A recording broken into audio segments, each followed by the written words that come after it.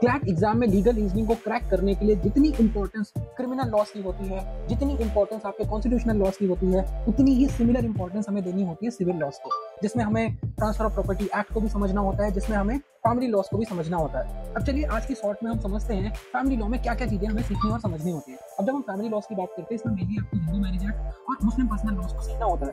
अब जब हम इन दोनों सब्जेक्ट की बात करते हैं, बहुत ही वाइड सब्जेक्ट माने जाते हैं। तो जैसे अगर हम फैमिली लॉस की बात करें, हिंदू मैरिज एक्ट अगर आप कर लेते हैं तो ये आपके एग्जाम के लिए मोर देन सफिशिएंट होता है। आपको सक्सेशन, गार्जियनशिप, इन सब चीजों को पढ़ने की जरूरत नहीं है, because you only need to be familiar with the legal language. उसके बाद जब हम मुस्लिम पर्सनल लॉस की बात करते हैं तो ये भी एक बहुत ब्रॉड आपका एक लॉ है, लेकिन इसमें भी आपको बहुत सारी चीजें नहीं करनी। You just only need to understand कि हु आर मुस्लिम्स, उनके सोर्सेज क्या हैं, और फिर उसके साथ साथ जो मुस्लिम मैरिज है वो किस तरीके से होती है और मुस्लिम्स में डाइवोर्स किस तरीके से होता है। अगर आप ये चीजें समझ पाते हैं, this is more than sufficient at least for this civil laws in case of family matters. For such more informative videos, you can follow us.